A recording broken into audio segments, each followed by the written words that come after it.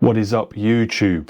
I'm Charlie, this is CP Carpentry, and click subscribe where I upload on Monday, Wednesday and Friday, and sometimes I go live. In today's episode, we're tiling, and I promise you, as much as I talk and I waffle a lot, I've got like all the context. You can play this fast and you just see how I do things, or if you want to play it normal speed, I will teach you how I think, how I set things out, and everything into how I cut, everything you need to know to tile your bathroom, to tile your floor, everything. I think, to the best of my knowledge, I cover everything. And if there's something I've missed, comment below and ask away, and I'm sure I can answer it with a question. And also, stay tuned for the end of the video, guys, where I shout out riddles like, what's hairy on the outside, soft and wet on the inside, and starts with C and ends with T? Get your mind out the gutter, because we don't do anything rude on this channel. The answer is coconut. If you like that, smash that like button. I'll see you at the end of the video, guys. I hope you enjoy, and if there's anything you missed, comment below, and if there's something you want to see me do,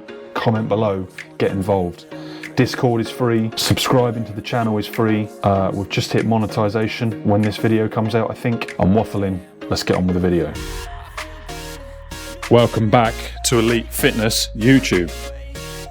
Guess what we're doing today? I only said the other week in a podcast I'd been doing some tiling and it wasn't very good and I wouldn't do this again, but it's not like I'm taking grout out. We're going to do this properly from the start. We're going to think about what we're doing. We're going to do it once and we're going to do it right. So if you want to learn tiling, turn off. Joking. Listen up, and I'm going to go through the setting out, because setting out, start right, end right. Stay tuned.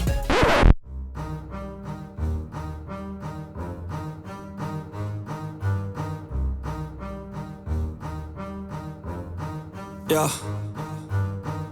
I wanna build a life worth living. I wanna be rich cause I wanna be given. I feel the time keeps ticking. I wish I had more, but I'll take what's given. So guys, setting out. I love banging on about my laser level, but in reality, most of you guys at home doing DIY, probably just using a little 2-foot level. So I'm thinking of you guys, and we're going to be more down to earth with the tools we use, the procedures I use, and I'm going to tailor this more for your average DIYer that just wants to tile in front of your sink, or maybe politely, ladies, if you want to have a go at tiling, I'm not discriminating, just anyone that wants to have a go at tiling, this is for someone with basic tools. I'm going to be using a mic, a DJI mic. Of course I'm going to be using a DJI mic. I'm going to be using tape, pencil, your basic level. Obviously I'm going to have to use a tile cutter. My tile cutter is expensive, but look, these tiles that are politely common, easy to cut, your average tile cutter in Screwfix is going to be absolutely fine. So setting out. The big thing with setting out is you want to pick a point where you see the most. So if it was your bathroom or your toilet, sink or something, like you want to find centers, and you want to find the center of something you see the most. There is no right or wrong. You could, in a bathroom, set all your tiles out from one corner, which is like diagonally opposite to the room, and you could make that the starting point. Or you can make every wall a center, but you'll have a lot of waste because you'll have cuts at the ends. Or it might work out perfect. But I'm just saying, you can pick one edge to start on, and you'll obviously start clean at that edge, and all your cuts will be the other end. Or you can center things, and you'll have cuts both ends. Is what I mean by more or less waste. I like to put things in the center, and then because this is a kitchen, you obviously just start from where you start, and you work your way up. And the ceiling line, you want to think about your ceiling line, because you don't want that ceiling line to be an awkward detail to set out. Don't have to do much maths. All right, 1140, just under 1140. So if I go 57, then turn my tape around and go 57, within a few mil, bosh, there is my center line. Everyone meet Liam. And to help you DIYers, we're going to be using basic tools. I'm making that my center point. Always overlap a few inches onto your existing pencil line. Bosh. And that's there. And I tell you what. Voila. Let's have a look at that. Perfect. Also, just to help you guys out, obviously if you're going to go buy a brand new level, it's probably going to be perfect. Probably. but don't take it for gospel. You could not knowingly put it in the boot of the car and it bounces around and damage it, or it might already be in the shed. The kids have knocked it over, you've accidentally knocked it over. It might, not by a lot, might just be out. So listen up. Here's how you check a level is level. Let's just do this little test here. So if I go there where my level is level, and look, if I just go strike, strike, then don't turn it upside down, do 180 degrees. So that left is right and right is left. And that is slightly out. Only by a few mil. Well, literally by a fag paper. And that, turning that way, is how you check the level. And if you was going that way, using these markers, then you would do, always pick one or the other, because they shouldn't be, because level is level, but they might be a little bit out. But look, pick something like that, and then this way, we rotate it like that, and yeah, that's perfect. It's no good doing that and then going upside down, because you're still using, but the best way to do it is that, and then turn it around to check that one, and then to check these, do that way, and then flip it, and then do that way. So let me help you out. What do you need? If you're lucky, like myself, you can visualize what a square meter is, but always check and think like, oh, that's 400. So that's just under half a meter, and that's 600. So because that's 6 and that weighs 4, I would call that half a meter. Plus, you need to allow for waste, but we still call that half a meter. Over here, this is just over a meter by 0.4. So to allow for a few cuts, I might as well call that half a meter, even though it's 400 and not 500. That little extra will allow for some cuts if I call that half a meter. That's how I'm thinking. That's how you got to look at it, guys. And then in here, I might as well call that 1.2 by 1.2. So that is 1.2. Is that correct? Let me test my maths. That is 1.2 square meters.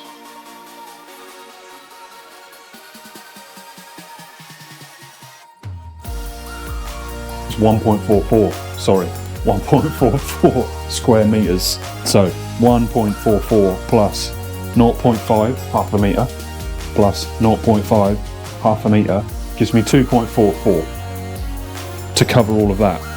Then this is where it gets tricky. Every tile is different.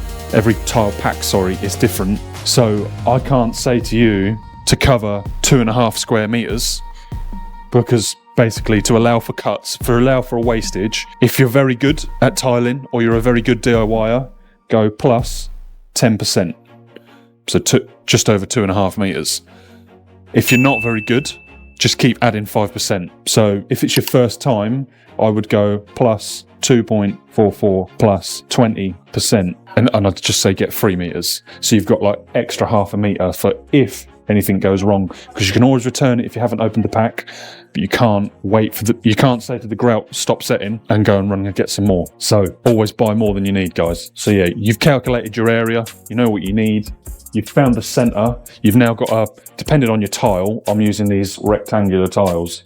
So stacking them wouldn't look very good, and it would be very cheap, but would be the most, I won't say cheap, the most cost effective. Then we have what's commonly referred to as brick bond, where it's like that. I don't know if you guys can see that, but for the best effect, you could do stuff on like a 45. And then when you get 45, you can either go along and then go along and do a zigzag, or I think I might go for this kind of pattern. How you want to do it is entirely up to you. But when you start going to corners and 45 like that, just please know the waist goes up to the point probably where, like, when I said 10%, you're probably going to waste 15-20% when you start doing 45s, because where you do a straight cut and you might not be able to use something, you can always turn it around and use it somewhere else. When you do a 45, once you cut it a 45 one way, it can only then be that orientation. It can't then be flipped and go somewhere else. So that's why you waste more when you do 45s. So I now need to start thinking about my center line and how I'm going to set out. And I need a 45 for that.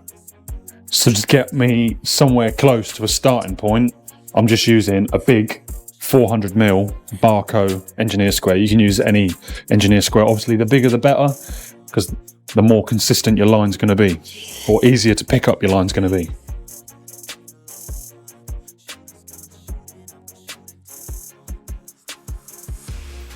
When I'm putting that on there, I'm making sure that at that point I'm dissecting where I'm starting my centre is on the centre point and not just anywhere on that engineer square, because that could be the centre, but if I put that 45 over here, sorry, if I stand this side, you know, I could start that 45 there like that on the centre and then come down to there. I need to make sure I want to start something like that. So that line there is actually going to be my top edge line. Right, I've probably scrambled your brains with so much information there. Let that digest. Now we need to run up to Screwfix and we need to get grout spacers. I like adjustable spacers because I'll show you what I do sometimes. Never trust the normal spacers, always get adjustable, because you might want to tweak something, because it won't ever be the tile spacers that are out, could be your tiles that are out. To get clay to set at the same rate and to go off in the same shape every single time, they control it pretty well, but it's impossible. Clay doesn't shrink too much, but like anything with moisture, when moisture evaporates, it's going to expand and contract. I'm waffling. Let's go get some material from Screwfix. What is up, YouTube? We are here in my local Screwfix, and we've just got to check that we're allowed to be on camera, and then I'm gonna show you guys how you can use the new app to order your stuff and come here and collect. So guys, opening up the new app, search for what you want, click collection, add it to your basket. It'll tell me at my local store, Ely, how many are in stock, and then if I click checkout, I'm then going to have to hide this from the camera. Then when you come to your local Screwfix, you can look for the click and collect, type in your number, and then pick up your products in Screwfix store. So guys, once you've checked in, you can then come to your wonderful local store and meet people like Luke who've There you go, mate. your product ready for you once you've checked in. Please note, it's once you've checked in and not as you're driving up the road in your van. Right then guys, so for this next bit, I've had an electrician prep these walls. Don't play with electrics, ever. Just call an electrician. So for this part, I've got to, unfortunately, start here at a socket. So I'm going to show you how we're going to set that out. So if you guys come down here to my height, I'm going to set this here on my mark, like so. And I'm going to take my pencil and I'm going to mark here and I'm going to mark here. And then I just need to get these two to dissect, like so. Now I can probably come in slightly from that, but I'm going to mark that back up with this. So I'm going to sit that in there, and then I'm going to turn it around. I'm going to sit that in there. That is actually miraculously rather good. Now I'm going to let you into a little secret, guys. You don't need to panic about cutting this out perfect, apart from here. So if I said I need to make sure I can get to that screw hole there, that is the only point of concern around this here. The rest of this could go off there, down there, and across there. Well, I'm going to take that back. The socket will sit back. You have to make sure it's not going to fail. So you can come in slightly, but you don't have to come in by much. Let's cut this. Right then guys, this next part for cutting this out is really important. Always wear your safety squints. Squints off, squints on. I'm joking. Always wear glasses, goggles, something to protect your eyes. Bosh! And another top tip when you're picking out blades, go for the blade with 0 breaks in it. The more breaks in the blade equal vibration, and that means it's more likely to crack. So when you have a solid disc, the holes are for heat, but around the edge, when you have splits, that'll be for vibration. So a solid disc is a must for doing delicate cuts.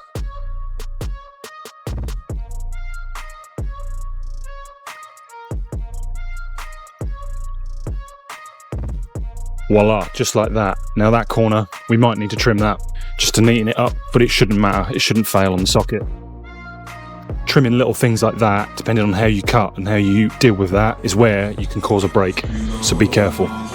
So this should now look pretty good, like so. So now my next top tip to you guys is, if you're new to this, grout your tile and then place your tile in. But if you are confident you can keep up with grout setting, depending on the time of the year, that could go off in 20 minutes, do an area. But if you want to stay neat, It's always neater to tile the back of the tile, put adhesive on the back of the tile and go forth like such. Right, I need to mix up. Right then guys, so now it comes to mixing up. Keeping it simple again, I'm just using a combi drill. And you can buy these mixing paddles probably at Screwfix. I'll have a look. If I can find one, I'll drop it in the link below, but that's just off Amazon. And I always recommend when it comes to this mixing up, make sure you put your water in the bucket before you add your powder. And I'm going to go back over, only mix up what you feel you can handle. So this stuff is rapid set. I'd rather keep mixing up than waste. So I'm going to just mix up enough to get me started around that socket, and then we're going to go a bit harder and put a bigger mix on when we've got a big area to fill.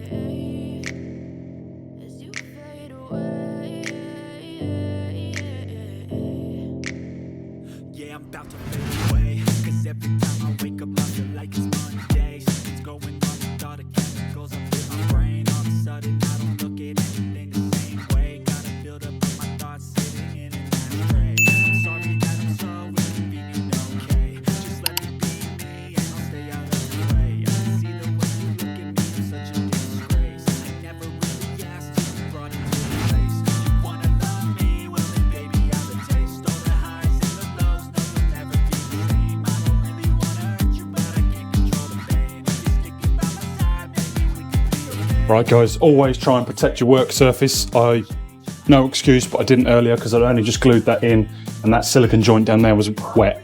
But there we go, we've got this in there now. And again, I go for tiling the back of my tile while I know I'm doing tricky bits. If you know you can handle the mix, then go for the whole wall.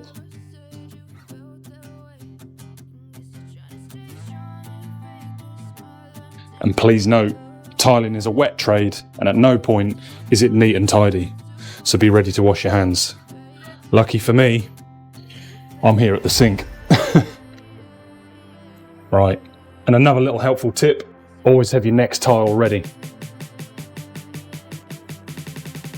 Once you've got a few on, I'm going to go over a few key points as well.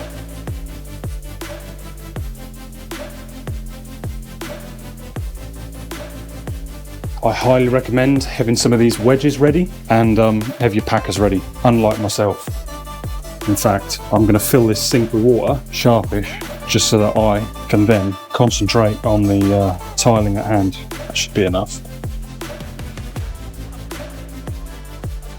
Bear in mind, if you've got lights from, say, in a kitchen or something that's shining down the wall, bear in mind flatness. You should bear in mind that anyway, but I'm just saying really bear in mind the flatness if you've got lights bearing down the wall.